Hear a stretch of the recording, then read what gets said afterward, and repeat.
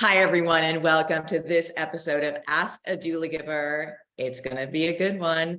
We have today Hadley Vlahos, and let me just give a little bit of background. She is a hospice nurse, but she is an end-of-life educator, and she has really just come on the scene with this fresh way of sharing about end of life, which you all know is the number one fear in the world.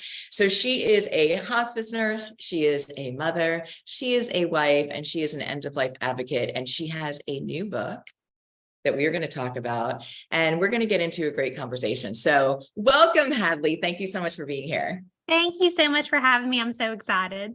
Me too, because I was just like, oh, we could talk for hours and hours about this because we speak the same language, and it's going to just be wonderful for all of our listeners. So the first thing I do want to share with people, because I think it's so instrumental in our journeys, is your own personal journey. And I know that you had somebody close to you die suddenly when you were in high school. And I feel like, you know, one of the things that we want to remember in life, especially working with those at the end of it, is that everyone has a story and everyone has a journey. And many times we don't know each other's stories, but there are moments that really are traumatic and painful. And there's also those same opportunities that sometimes reroute our path or break us open to questioning. So can you share a little bit about that? Because that is really, again, I love listening to that because I feel like that directly relates to where your work is now, in a sense. Yeah, it absolutely is. So when we were 15, the first football game of the season, we were all in the stands, you know, all of our friends, and my friend Taylor Haugen was on the field playing, and he went to catch the ball in the end zone, and he jumped up and caught it, and two players from the opposing team hit him from both sides. Wow. And I now know that it essentially burst his liver, and he actually was able to run off the field, which is amazing. Yeah. And so we all watched this, and then he collapsed on the sidelines. So EMS came over. So of course we saw him getting into the ambulance, but we'd also seen him run off the field. So I was like, oh, maybe he hurt his leg, you know, like you don't think something like that. So he went, and I was like, oh, he'll be fine. You know, we're 15. It's a football game in high school. Exactly. And so the next morning, showed up with my friend, to like a school church car wash, and, everyone was crying, and they said, you know, he died. And I was like, oh, someone's grandparent must have died. And like, no, Taylor Haugen died. And I could not conceptualize that at all. Yeah. Yeah. And for the longest time, I just thought that he was going to just show up again. And, you know, it just like was not real for me. And I really, really struggled with it and moving on and accepting it. Wow. Yeah. And I mean, I think it's those moments, especially when you're young in your whole life. And like, I think there's threads to that. You literally watched him run off the field. So there's no way that you can put together those things, but they set us on a path, and they start to break us open, to seek out in different ways, or know that, you know, what's going on here. So I love that. And then, you know, you share the story of you at 19 getting pregnant and having a baby and being shunned by your community. Do you want to share a little bit about that? Because that, again, I feel like you were still like in that early discovery of rawness, and then you had this beautiful gift, and it wasn't quite received that way. Yeah, absolutely. So I got pregnant right after the freshman year of college, going into my sophomore year, the summer of, I found out. And it was not received well, to say the least. I tried to make the best of it, but it was really, really, really difficult. And, you know, I had to leave the university I was at. I had to leave my sorority, you know, all the plans that I had for life. And that's how I ended up in nursing, simply because I knew that it was 2 years and it would provide a stable income for me and the baby. And now looking back, I'm like, oh, that's exactly what was supposed to happen. 100%. Like, I'm where I'm supposed to be. Yeah, 1,000,000%. And I think it's those moments in our lives and experiences that allow us to be so present in our humanity and compassion for others when we're on the other side of them. So I applaud you. I want to also tell you, I went through a similar thing, not at 19, but I did have a baby. And I did go to nursing school to make sure that I could provide for that baby. And it was all meant to be, and it's the best thing ever. So I love that. It's beautiful. Okay. You became a nurse. You were working where when you first graduated? In the hospital? So I did a year internship in the hospital, which was during like my last year of nursing school. And then from there, I did not get my dream job in labor and delivery, which also I now know was meant to be, but I was devastated at the time. So I went to work in an immediate care clinic. And then from there, I took a job in a nursing home. And that is when I first saw hospice. You know, in nursing school, they don't really introduce it much to us. But I finally got to really see it in the nursing home because, you know, we had hospice patients. Sure. Beautiful. So tell me about your path to hospice then. Tell me about what that route looked like, the calling. Yeah. So I was a manager, in the nursing home, but I was also just being a nurse most of the time. You know how crazy it is in nursing home. So I'd be running around like a chicken with my head cut off, just trying to get everyone their medicine, just trying to really keep people off the floor, not falling, and just trying to, you know, just survive. And just, I remember running by and just seeing these hospice nurses just sitting with these patients for like an hour, just one patient just sitting there. And I was like, how, like, is this really like a type of nursing where you just sit there? And then they'd come to me, you know, being the nurse on the floor, and they'd be like, this is the plan. This is what we're going to do. And, you know, here's where they're a little bit scared, and, you know, this is what their family's like. And I'm like, this is amazing. Like, you have time to sit there and do that. Like, this is how medicine should be. Like, this is what I want to be a part of. That's right. It's interesting because I think, again, I often will say that time and our presence is the best medicine we have to give to one another. And it's virtually impossible in mainstream medical. And I feel terrible for all the doctors and nurses and CNA and everyone who does all these. You have a million patients and nobody's happy and nobody's really getting the care that they need. So time is beautiful. And so did you then leave the nursing home and go to be a hospice nurse? Yep. And I've never looked back. Well, you might be looking back a little bit because now you're a hospice educator, but that's okay. I love that. Right. Well, no, I still do work as a hospice nurse today. Yeah. Well, who knows what the future will happen, and you will. And it is really beautiful because, and it's interesting because I was a nurse in the mainstream hospital and I wasn't happy, and I saw things that really broke my heart, you know, and I was just like, is this what I went to school? Like, there's got to be more. And I kept hearing, go to hospice, go to hospice. Meanwhile, and I knew it was end of life care. And every time I thought about it, like my heart expanded, you know, there was something to it, but I had no experience. And the first day that I went to see hospice patients, shadowing another nurse, I knew I was in the exact place I was supposed to be, and I never looked back. But just like you, the universe sort of has, God, whatever our belief system, has a plan for us. And I think that for those of us, especially right now in this moment in time, that have this experience with the truth of end of life, with the sacredness of end of life, coming out and sharing that so people can, in a practical way, prepare for end of life, in a beautiful way, understand that one day this journey as we know it will not be here, so we live a little bit different. And also the intense grief we have right now when people die, that maybe, again, I'm saying maybe because I never want to tell people what they need to believe. I will always be honest, but you know, maybe life never dies, that it's just, and we're going to talk about your book and your bedside, the in-between, because it's so wonderful. Us being privileged to see that with our patients and experience that completely changed my life.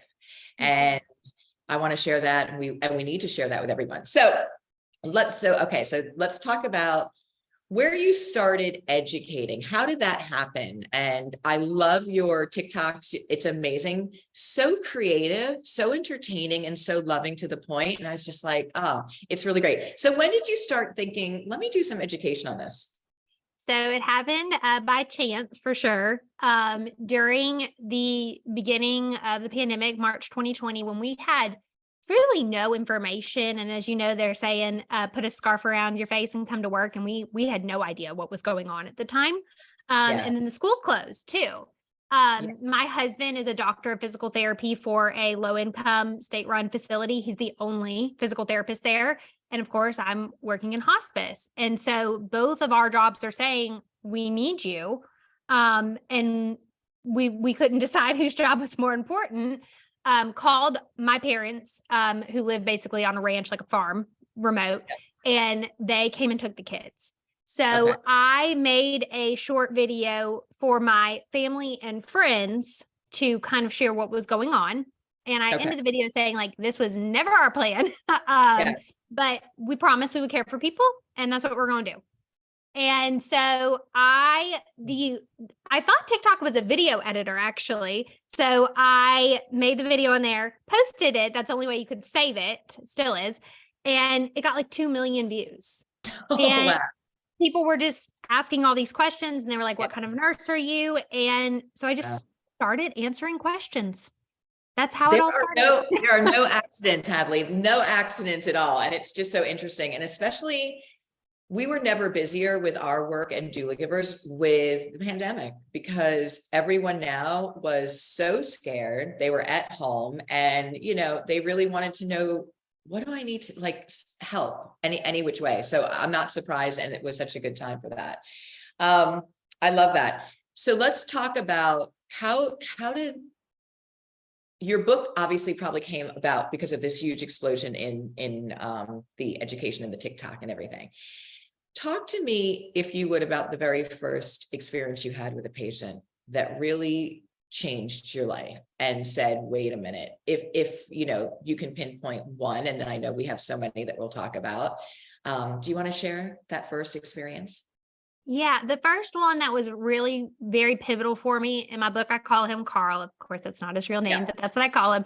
And I had him for about 8 months. But I got him, like, after you go through the training and they give you your patients, he was one of that first group, but I had him for a long time. So I got very, very, very close to him and his wife, and, just trying to connect with him, how you're sitting in a home and you're just looking for anything to connect with people. And he was watching sports. And I said, tell me about sports. I don't really understand it, but my boyfriend at the time, now my husband, he's obsessed with sports. And so that was kind of my little, let's connect. And of course you do that. You know how that is. And, so he started telling me about sports, and I was like, oh, you know what? You're going to make me look so smart to my boyfriend. Like, you're the best. And we started talking more, and he learned that I was a single mom, and he would start, like, writing down all events for me, because he's just bedbound sitting watching the news all day. And so I'd show up and he'd have a little piece of paper for me with, like, all the current events so I could stay updated. And so we got very close in that way. And he had experiences such as surge of energy and seeing deceased loved ones. That was very, I had seen it before, but this was the first person that I, like, really knew and trusted, that I was like, I know that he is absolutely seeing this. And right before he died, he told me, thank you for giving me something to look forward to instead of death, like giving him something to do. And that was when I was like, wow, like, this is what I need to be doing. Like, this is my calling. Yeah. It's so interesting you say that, because I feel like we don't train, just like you said, it's not in nursing schools about hospice. It's not in medical schools about hospice. In fact, it's the opposite. In medical schools, we've taught our doctors how to keep people alive, sometimes to a fault, where there's no quality of life. And that's a very unfair thing to do to them. And so when this shows up at the end of life, which, by the way, as much as we try and avoid it and run away, it's 100% one day that journey will be there. I think there's so much that doctors and nurses and just people in general, when we have this knowledge, there's, when people say, I'm sorry, there's no more I can do for you, there's so much we can do for them, right? Just totally agree. Look, you connect with a man and ask them about their sports team and to teach you. And, like, so this is really, really important. So that's absolutely beautiful. And we only get one shot at it, right? So Absolutely. If we don't do it then, that's why I love that you're out here. Tell me the name of this book, The In-Between. Explain that to us, if you would. Yeah. So I always say that I sit with patients in the in-between. So basically it means that they're in between our world and whatever comes next, in my opinion. They're in that in-between. And of course, you see this, I see this, where people seem to go in between in that last week. They seem to go to that world and then come back to us. And Yeah. that's always been the most interesting to me. Absolutely. And, you know, I have to share with you that I call it, one foot in this world and one foot in the next. And I say there's a time when they get their spiritual eyes and their spiritual wisdom. And you know, what's so beautiful is that physics is validating this. So the study of physics is saying, yeah, we're energy. And as that physical body is diminishing, the spiritual body is raising. And there's one point that they have one foot in this world, one foot in the next. And that's why I believe they can see their loved ones and they can see you. So I think it's really important to share. And it's also, look, if you are with somebody that says that they see their mother that they haven't seen in 35 years, or all of the beautiful things, which we're going to have you share some of your other journeys, you will never look at life the same way, because not only are they not fearful anymore, but they're almost excited about the next step. So it is, and you know, it is the most profound experience to be with somebody at the end of life. And it's such a shame. And to me, one of the reasons why I feel like we're in such chaos is that we've removed death, and it's the greatest teacher about life, presence and compassion. So I love the in between, because you've got it. And that is where you will change your life. You will change your life in those experiences. It opens up a whole nother doorway. So do you want to share a little bit more about that, or some stories you'd like to just, or tidbits you'd like to highlight for listeners that you've seen in that space? Yeah. So that same one, since I've already kind of given a background on Carl, who I was very close to. So like I said, he was bedbound the entire time I knew him. Just, he had CHF, so just could not get out of bed, do anything really. So one day I showed up for a visit and he was not in his bed. And I was like, oh my goodness, he died and they already came and got him and no one told me. And I freaked out. And then I heard him and turned around and he's walking around. And I was like, oh my goodness, what is going on, to his wife, who's right behind him, making sure he didn't fall. And she's like, I was hoping you were going to tell me what is going on. I'm like, no, I don't know what's going on. And he's playing hide and seek. He's like, you know, where are you? He's looking behind curtains under the bed. Like, this man who's not been out of bed like a year is like kneeling down, looking under the bed. Right. And, so good. You know, he's like, Anna, he keeps saying Anna. And I'm like, who is Anna? Like, I know every one of this person's family. And so I asked his wife, who's Anna? And she's just shell shocked. And she's like, Anna is our daughter. She was 2. She drowned. And he's always blamed himself that he wasn't there. But I mean, he wasn't there at all whenever it happened. But he blamed, you know, the dad's supposed to be there. And he's always blamed himself. And I was in shock. I had never even heard of Anna. And she just was like, oh my goodness. So he's playing hide and seek with her and he's seen her. And, you know, people will say that it's like hallucinations, but then I go up and talk to him and he's like, hey, Hadley, like, he knows me. You know, he also sees me, like you said. Yeah. And so he does that. And, you know, very soon after, he goes back bedbound the next day and then goes into a coma and then dies a few days later. But it was quite incredible to witness. So Hadley, had you known about deceased loved ones coming back at this point yet, when this was happening? So I had seen it, you know, once or twice, but it was with people who I didn't know that well. And so, you know, other hospice nurses had told me, and I was like, that's so intriguing. But to have someone who I knew their medical history, I knew their baseline so well, and I knew that we hadn't added any new medications. And you know what I mean? All of these things that could be the variables. I was the only one who took care of him. So I knew that it was none of those things that people, the naysayers, will say. Yeah. So there's a couple of things that are so beautiful there. He had the surge of energy at the same time. So he was actually able to like get down, look under things. I mean, I love this so much. And then you knew him so well, so you knew that he was seeing exactly what he was seeing. There's no doubt in my mind. And I'm the same way. I've worked with families and you fall in love with your families all the time. And when they have those experiences, they are those experiences, and they are not only life-changing, but like open up a whole nother perspective. That's incredibly beautiful. It's interesting for me at my hospice. I was hired as an RN, but I had no end of life experience, and they didn't teach me any end of life. And so Wow. they taught me the medications, but they also said, okay, if you have any questions, just let us know, and we'll teach you as you go, which is really intimidating. So the surge of energy, yeah. So the surge of energy and these kind of things, what's happening here? I would walk in on certain things. And then because I've done hospice and oncology nursing with a lot of people, you have these experiences that happen that, again, like you, are complete, life changers in the most beautiful way. So I love that. I love Carl. I love that whole experience, and I think it's beautiful.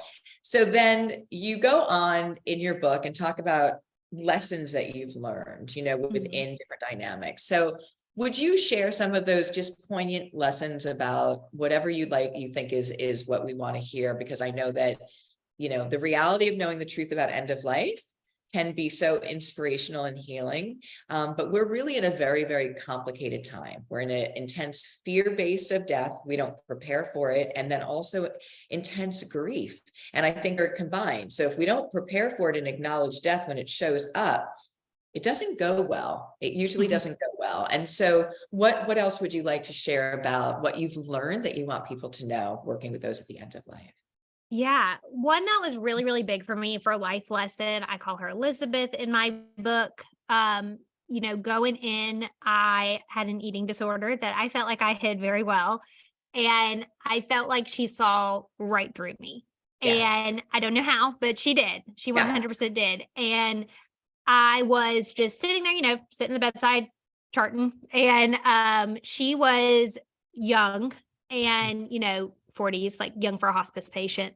And she had lung cancer with no known cause, never smoked a cigarette in her life, picture of health, just so unfair, so incredibly unfair. And she's sitting in her bed, I'm charting, and she was like, I need to tell you something. I've had a lot of time to sit here and think, and I need to tell you something. And I was like, okay. And she was like, I spent a lot of my life on the treadmill instead of spending time with my friends. And, she didn't have anyone around her when she died. She wasn't married. She just didn't have anyone around her. And she was like, I skipped out on birthday dinners because I didn't want to have to eat the cake. And I didn't go to the beach because I was afraid of how my stomach looked. And she was like, I see myself in you. And I just wish someone would have told me at your age to eat the cake. And I was like, wow, okay. Yeah. And that was, I have not had a moment since then, that was like the last day of my eating disorder. Had very moments of weakness, but her, words have rang true, repeated in my head so many times. She has no idea how many times. Hadley, that's so beautiful because, okay, let's go back to their spiritual eyes. So they get all of this wonderful that we all have access to, by the way. We just usually squish it down and don't think with our heart and our wisdom and that guidance system, but more with the head. And she's coming to you from that higher place that she could, really resonate with what you were going through. But it was from that beautiful place of non-judgment and love, unconditional love, which is so omnipresent at the end of life. I'm going to cry right now. It is so omnipresent at the end of life and that's the connection you feel when you're in that space. And that's when, I've had people wake up from a nap and say, I get it now. I understand why all that happened. And they can make sense of things they've been holding on in anger and guilt and shame for so very long. And she was able to give you this gift from this pure place, not of judgment, just that and also she saw you. So she resonated. And I love that you took that in that way so that you can have it. And you know what, guys, eat the cake. Eat the cake, whatever flavor you want, which leads me to believe there is a story that you share about a young patient and the wisdom and I call them our little masters, right? Because they really teach everyone in their beautiful world about so much before they actually physically leave this world. And so there was a young one that talked about wish they didn't worry so much what other people thought, right? As they were leaving. And we want people to take these pearls. So can you share a little bit more about your young hospice patient? Well, I'm trying to think which one you're talking about. Not in the book. You're talking about from TikTok, right? No, I'm talking about, it was an excerpt here. And let me I'll paraphrase it. It's really, it's about that I wish I didn't spend so much time worrying about what other people thought in my life. And this is like, we can all, the time that we have, right? The gift that we have in this experience is such a gift, and it's so valuable, and it's our greatest commodity. And we both know, and I think everyone knows now, that especially since the pandemic, that death can show up at any time. Doesn't matter how much money you have, right? So so what we've learned about people on their deathbed, and that's really important, what they want you to share with others so that they can live. Just like this beautiful woman that you just had sharing with you, eat the cake. We have other patients that share things and that we've learned that can make our lives today better. Right. Yeah. I totally agree. Yeah. And I've definitely, taken that in and stopped caring so much. And, it's prepared me, especially, for the book and for being online, how that is. And it's important to really just say, you just live your life how you think is best. You have to. And so, so one of the things is living from your heart, not your mind, because at the end of life, when we see people really come into their beautiful heart, they're being part of you. We've been taught in this world to kind of diminish the heart and let the ego, the mind, the judgment run ragged. And so end of life teaches us that we're all so much more similar. And also our patients talk about similar things like that. We're all connected, and I'm going home, or I'm going on a trip, like these universal laws. And I want to applaud you again for, when you say going online, it's like when you go into your heart and know that you're supposed to be doing something, you have to do it with everything you've got and not be attached to the intention or what's happening, because we do live in a world and there's lots of reactivity. And when you put yourself out there online, there are people that are, let's just say, not in their highest awareness, that sometimes do things. And again, you just have to know that what you're doing is landing for people. And I applaud you. It's just what it is. We can't play in that small space. We have to play in the heart space. And it's a beautiful thing that you're doing, because you're really, really reaching a lot of people. And we need that so much right now. So a couple of questions to wrap up. What would you want to share is probably one of the things you want people who are fearful of death, what do you want them to know from all of your work in combination? Just what would you say to somebody? I would say, what I think is really important is that I was a skeptic completely. And I think that's important to share because, there's some people who never have moments where they question things, and good for them for sure. Yeah. But whenever people are fearful of death, I'm sure I'm not scared of death. And I think it's because there's that confidence in knowing that there is something after, just because of what we've experienced. And so I want people to know that I was extremely skeptic. I was extremely scared of death. And through these experiences, I'm not anymore. I feel very, very confident based on what I've seen that there is something after this life. I love that, Hadley. So not only is there something else, in my opinion, it sounds so incredibly beautiful and loving and amazing. I really feel like this is the hard part, right? This is the school of life, learning our lessons and getting back to that heart-centered. So I love that very much. And I think the same would benefit people who are suffering right now from complicated grief. Loved ones, I hear this all the time, and I see these posts online that, I wasn't there when my loved one died, or, we weren't prepared and it didn't go well, and holding on to all of those, I wish I could. I think that this bigger picture, especially, the phenomenon on people dying when somebody leaves the bedside. Yeah. Happens all the time. So the bigger meaning that life continues on, can comfort us not only in this thing called death, but also this thing called life. And then I want to ask you, what do you think the point of life is then? And what can we learn from death as our greatest teacher about it? Yeah, I think the purpose of life is to learn lessons. I really do. I think we're here to learn lessons and to help other people along the way. And I think that we're always impacting people around us in ways that we don't know right now, but I do think that we will know one day. And I think that we'll be shocked. I always think about that. I'm like, that person that I said I liked their hair in Target, did that give them the confidence to go do something that changed their life. Like, I think that there's more instances of that we'll learn one day that we just have no idea about. And Yeah. so I think that that's, what we're here. We're all kind of walking each other home is how I feel. And I think that that's the point of being here. And, once we have accomplished those tasks, I think that's when we get to go to the next life. I agree, Hadley. That's beautiful. And I often will share with people, in the way that I live is really trying to live each day like a little lifetime, trying to just, and like you said, be present, be kind, acknowledge people, because you don't know the journey that they're on. And that one thing that you say, even recognition, can be something that changes their direction. We need to get back to that. And that's free. Like, that doesn't cost anything. And so one of the things I recently had shared is that our legacy, how we show up each day, is our legacy. And it just means showing up in love, in presence. So beautifully said, my dear. Okay. Last question for you. What would you like to see, or what do you hope we see in 10 years from now regarding end of life conversation education? I think that we are already on the journey. I am very impressed how much has happened in the last 3 to 4 years. I really am. And I hope that we continue. I really hope that the next step I'd like to see, I think the public is getting more open to these conversations. And the next thing I'd like to see is really a collaboration with the hospitals, to where there is enough education to where they understand when it is time to call us. Because so many times I'll see where I look at the history and physical, and it's like, they go into the hospital and they give them fluids and they send them home because they can't do anything else. And I think that they don't understand they could have called us then.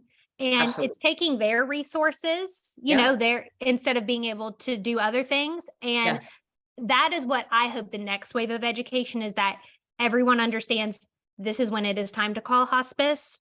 These are the conversations we need to start having. And the first conversation should not be whenever we show up at the house.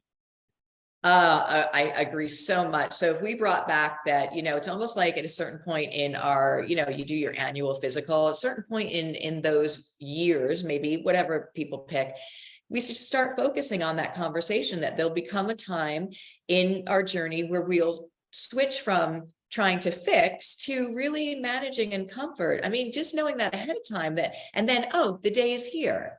Like, and you're really prepared. Beautifully said. And also letting our doctors off the hook, because they're not enjoying this. This is not working. No. They went into the profession to help. We need to all walk forward together. And you're right. We are way into it already. I think in 10 years, you're going to see this whole incredible shift. And thank you for being such a major part of it. Okay. Hadley, let us know where we can get this beautiful book. Yeah, it'll be everywhere, in all stores, Amazon, online. We're so exciting. And it'll be out June 13th, if it's not already out when you're hearing this. Yep. Okay, wonderful. So we'll put all the links below as well. I'll put your social media. I want you guys to go to her TikToks and stuff. You just, you will just be it's so fun the way she presents this, and it's so educational at the same time. Hadley, thank you so very much for being on this episode of Ask a Doulagiver. And you are such a gift. I can't wait to do another one with you. Congratulations on the book, and to be continued, my dear. Thank you. All right. Thank you, everyone. Welcome again. I enjoy this conversation, and we'll see you in the next episode of Ask a Doulagiver. We welcome all your questions. I'll be answering them. And again, we'll put her links below. Thanks, everyone. See you in the next episode.